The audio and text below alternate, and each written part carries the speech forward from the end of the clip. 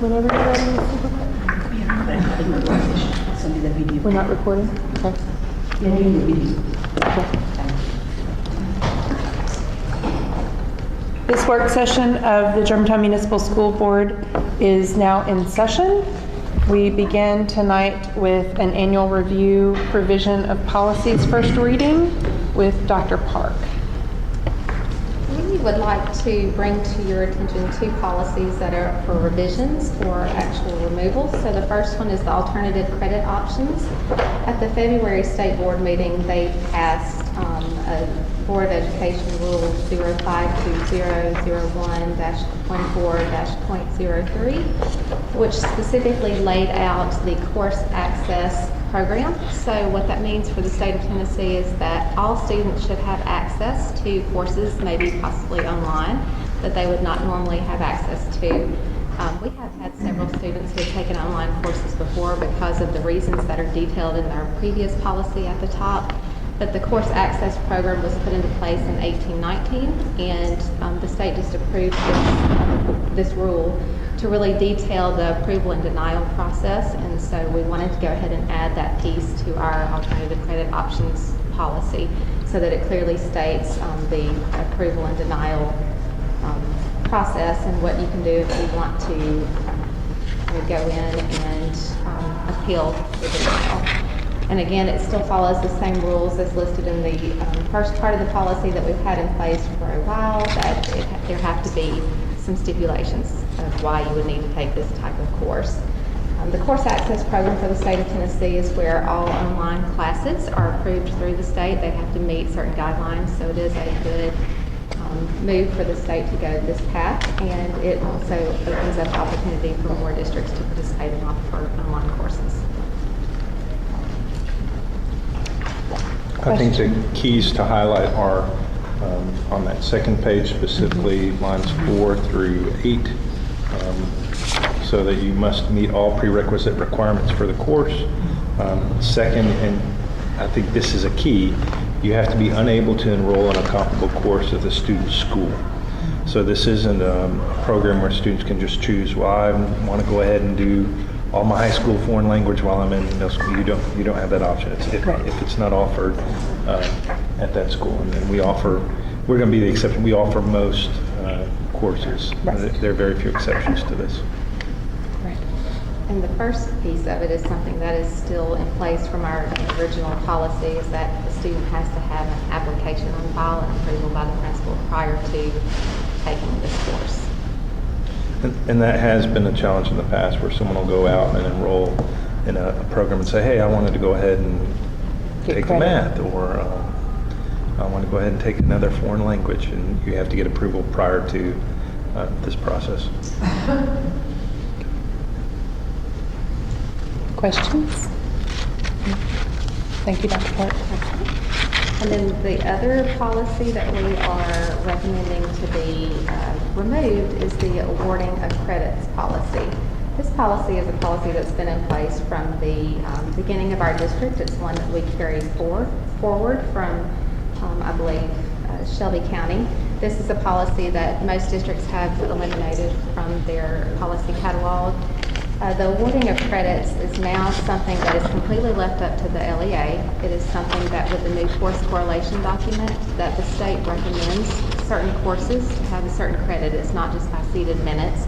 Some of them have to deal with early post-secondary opportunities if it's a dual enrollment course, or if it's tied to a TCAT. So to have this policy in place, this is not necessarily true for all of our courses that we now offer. So it's best to just outline the procedures and go along with the recommendations from the state, rather than to have a policy that is not a one-size-fits-all. Right. Questions about that? Thank you, Dr. Park. And Department of Student Services has revision to our tobacco-free schools policy. So this is a revision of tobacco-free schools. It eliminates some repetitive verbiage and also adds vapor and vaping into the policy. It was previously under electronic cigarettes, but once you say electronic cigarettes, people confuse that with the blue light at the end, right? But it's also a form of vaping, so they just chose to include that. Include that.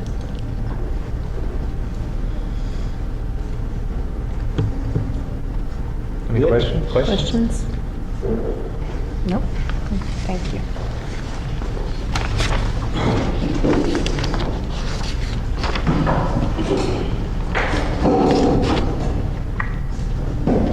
The next item on the agenda is a recommendation to approve the grant of tenure to recommended teachers. Mr. Haddow? From the Stratton? Ms. Stratton. Mr. Haddow is Ms. Stratton. That didn't make sense. Hey guys, good night, good evening.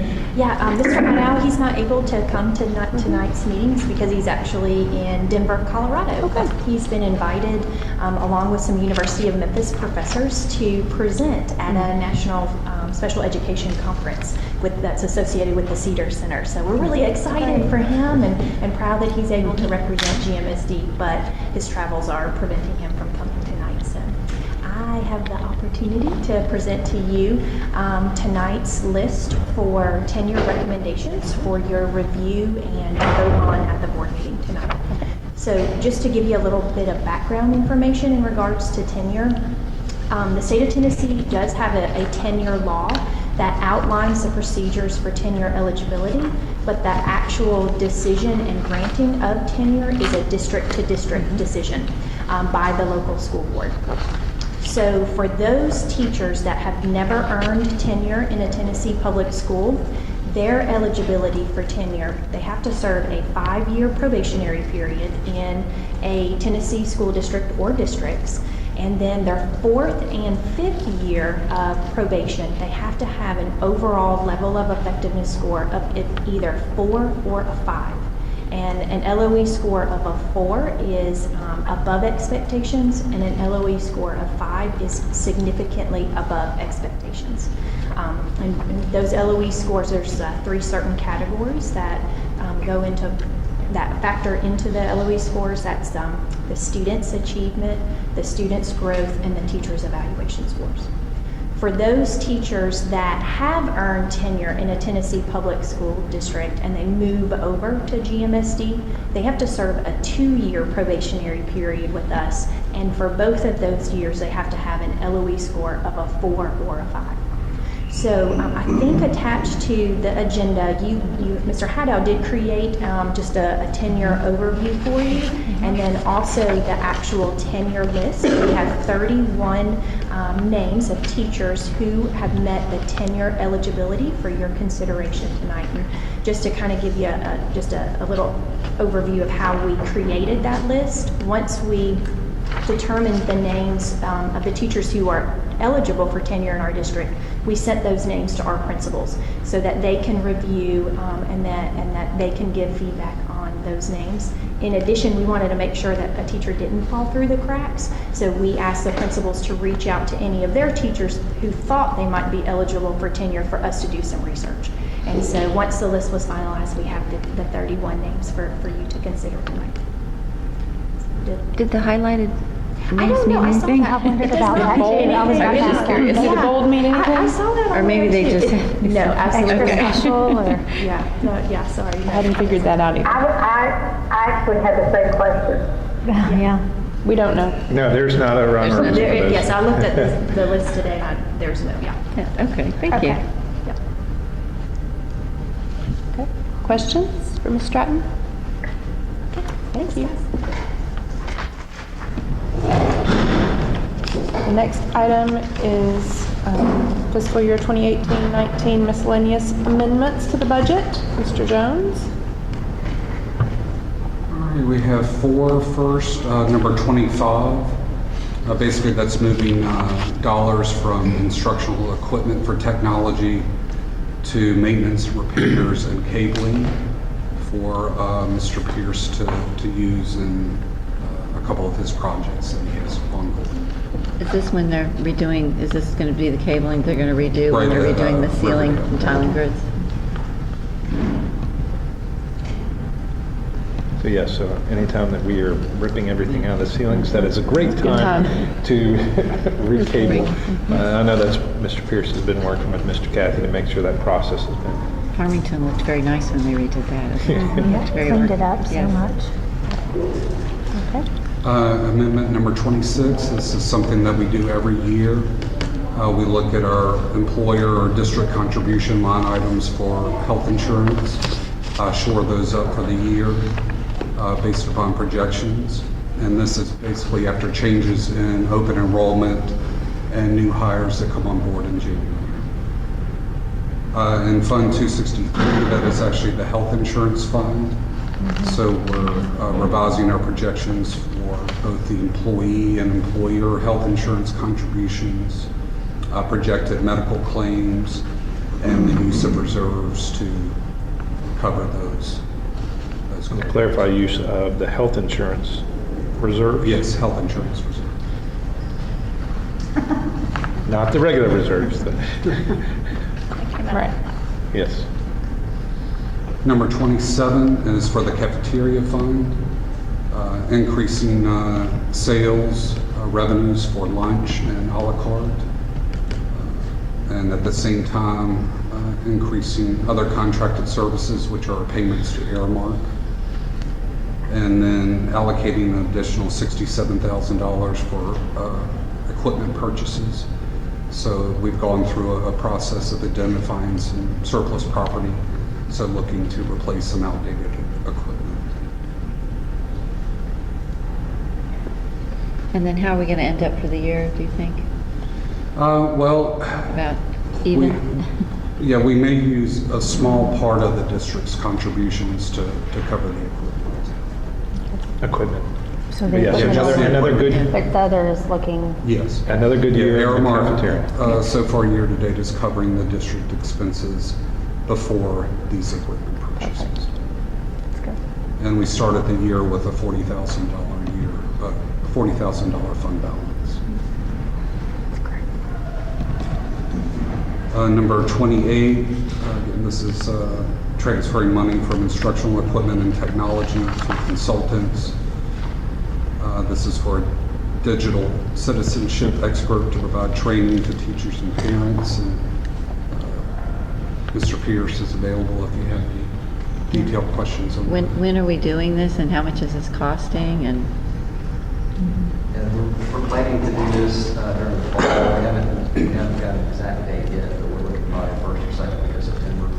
And this consultant comes in and she does it all over the country, but she helps schools specifically in their communities deal with how parents manage their students with screen time, proper behavior from social media, that sort of thing. So I've gotten quite a few requests from parents that are basically like, help, what do we do now that our son or daughter has a device to how do we start approaching that with them? So she'll come in, she'll have speaking engagements with parents, with faculty, staff, and with students, and help us build a culture to kind of frame that a little better than what we kind of need to go with that, I think. Will she create or have the ability for us to create some one-pagers for parents to have who don't come? Yeah, she's gonna basically, she comes in and kind of gets a feel for what's going on and takes kind of a snapshot of here's what we have in place, here's our policies and procedures, here's, instructional items that we're using right now, and helps us, build a framework to move forward with that. So she'll provide whatever kind of resources I think that we would need from her as far as for parents that could And we'll have like multiple seminars for different age levels. Yeah, she'll be here for 3 days, so she'll have multiple engagements.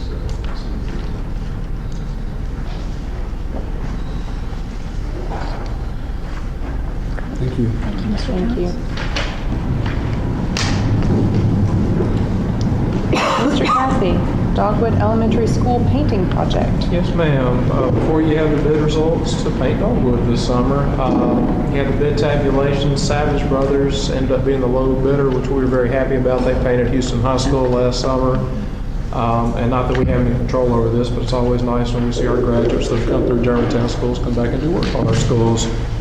Jack and Jamie, both who are owners of the company, both went through Houston High School and are big supporters of the school district. So the recommendation that you have for you is approve the bid in the amount of $122,978.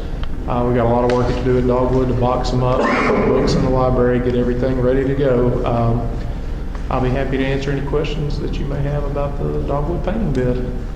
The bid is substantially lower than the other options. Yes. And that just kind of makes you kind of stop for a second and say, okay, why is this one bid more than half the next bid? Yes, ma'am. Was there, It happens. do you know? It happens on Okay. bids. I mean, this bid that we had to do the boiler chiller renovation project, there were hundreds of Right. thousands of dollars separated low from high. And just, I can't explain it, but once they put in a bid, they Stand by that? stand by that bid. Okay. And Savage Brothers they were very good at Houston High School last summer, painting a whole lot of square footage in a tight time frame. That's great. I was just curious, anytime you see that kind of a difference, it makes you take Makes you a, concerned that they got the same instruction and understood it. Yeah. It was the same at Farmington, if memory serves, where the low bidder was half of the next highest bidder. We only had Okay. 2 bids for that job, so it All right. does happen sometimes. I think if they did Houston High and you were happy with their job, it'll do a good job. Yes, ma'am. Very, very happy with them at Houston High. The next item is yours as well, custodial service for the 2019-2020 school year. Okay, and what we're bringing, I gave a little background about this, I think, at the budget work session, but we had our current custodial contractor propose a 10% contract increase. I pushed back and said justified on the equipment side, on the supply side, and on the labor side. They did provide some documentation on the equipment and supply side, but we're not willing to do so on the labor side. And of course, that's our biggest challenge is the labor. So I just asked them to justify, show me what you bid an hourly rate when you bid this job, and show me what you're paying an hourly wage now to justify this contract increase. And they actually got back to us and said, no, we're done. We're losing money on this account. So May 24th will be their last day providing custodial service for the school district. So the company that we're proposing, they're currently providing custodial for Carterville and Arlington schools. They have actually put, not on our last RFP, but the custodial RFP before that, they did put a proposal in, but they said that they didn't want to grow too fast and they didn't want to take on all the school districts at the same time. This will be our 4th company that would be providing custodial services since we began as a district. Custodial continues to provide a challenge. The difference in this company, you know the definition of insanity, doing the same thing and expecting a different result. There's a difference in this company, and the big difference that I see where it has a possibility to work out a little better is they are a local company. They are here. They have a small book of business. They provide custodial services at Federal Express, the airport, as well as Carterville and Arlington schools. Mr. Irvin Jones and myself spent Wednesday afternoon out at their local facility. And they actually do have some of the things that we've been looking for. They have a training warehouse where they have floor stripping and waxing stations, and they have chemical dispenser training, and they have equipment and supply training, and they also have a program that we've liked hearing about that they call a hotspot crew. But basically what it is a way to serve 2 purposes. They're providing transportation for their employees that live a lot closer to their facility than they do to our schools, because transportation is one of the challenges for our custodial. And in addition to that, they bring in 2 crews per day that don't have any assignment. They're not assigned to any school or any facility. And in the event that they have unexpected employee call-ins, or they're just not manning an important job, or they have a hazmat situation. They actually had an employee at Carterville Schools that passed away at the school a few weeks ago. So they have to send in their crew to do bloodborne pathogen, hazmat, make sure that they handle that situation. So they have those hotspot crews that are just literally there waiting to report to a situation that they need it, whether it be subs or... So they have shown some things that we've been looking for, and we're hopeful that this will work out. better than it has worked out in the past. So this is a piggyback off of the RFP that Collierville and Arlington schools put out. In order to piggyback, we have to be, the company have to be able to and willing to extend the same services and pricing that they are the other school districts, which they are willing to do. So that is the proposal that you have before you this evening, and I'll be happy to answer any questions you may have.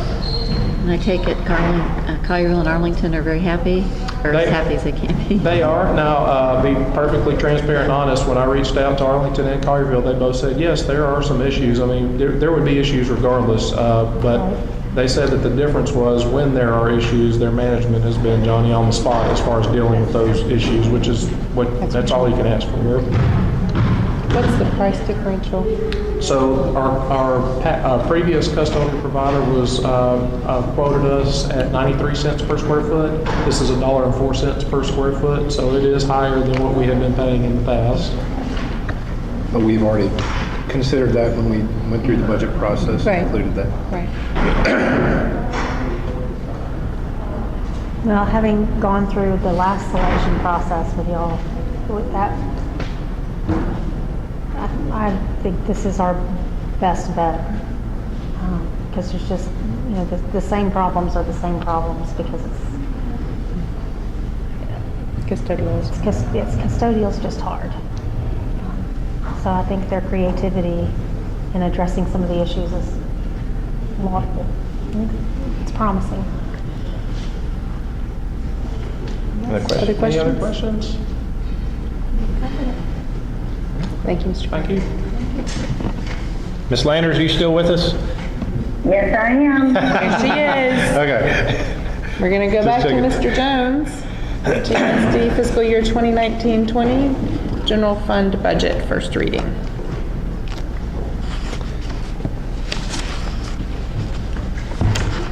We've received a revised draft for our first reading. No changes in the dollar amounts within the budget, just some housekeeping issues.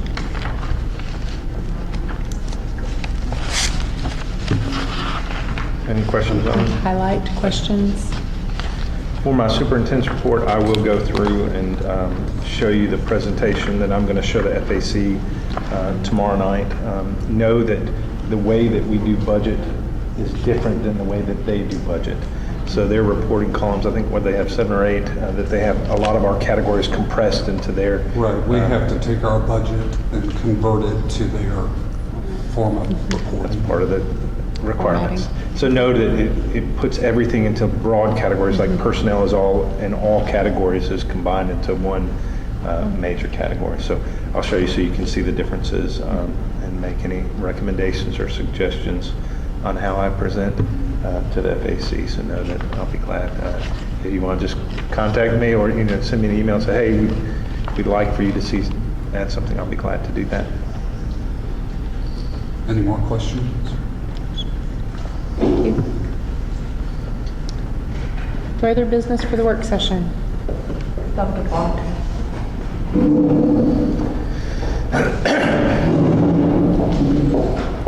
I'd like to add an item to the agenda for the purchase of the library books for Forest Hill Elementary School. This is kind of a big deal. So we're excited. We've been working with Follett. They are on T-TIP. Not T-TIP. TIPS.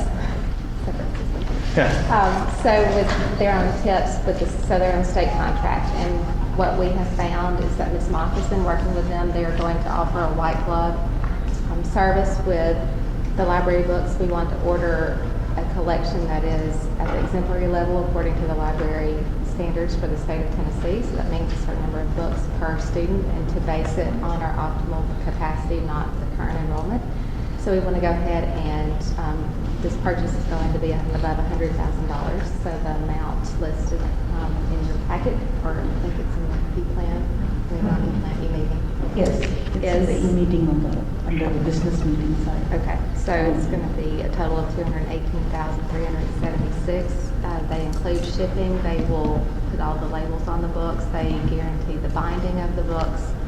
And with this purchase, that is with the 10% discount. So they will come in and inventory it. The only thing we have to do is scan it integrated into our system. So they will tag everything for us, and they've come to the school to look at our current system to see how that works. So it will be very helpful moving forward in the future, and the fact that they're on state contract is even more helpful. So we would like to go ahead and get this process moving because it will be a large purchase and very cumbersome to get everything in. They will come in and put it on the shelves for us. So all we have to do is scan it into the system. So we would like to have this before you for your consideration tonight. So our request would be to add it to the agenda, and the reason for the last minute addition is because we didn't have this amount until right We now. just got it. We just got it today. That's amazing that they. Do I need a motion to add it to the agenda? We will need to, Is there a motion to add this to the agenda as item 9E? Do we need to do that in the actual meeting? Yes, Or do we need yes, that? so We need to do that in the actual meeting. Okay. so when we get ready to do the agenda. We do the we'll put- agenda. All right. Yeah. We'll put that in. Very good. Thank you. Any other further business? Any status on the MOU? We do not have a revised MOU back from the city. You know that we sent them our MOU. They got hard copy and electronic, and then they said that they were going to give us back a revised MOU. We do not have one back from them yet. Any other business for the work session?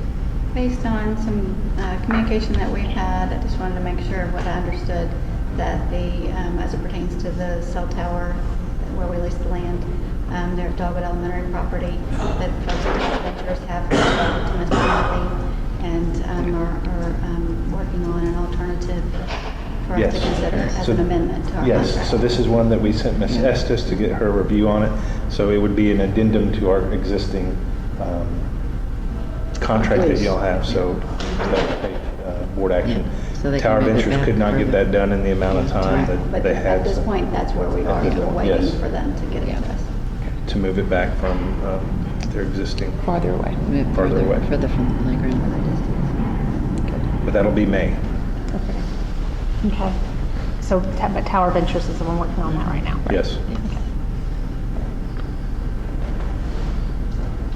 Other business? Any further business? Hearing none, we stand adjourned. Thank you. Thank you guys very much. Thank you, Betsy. You're welcome, Betsy. We miss you. Have a great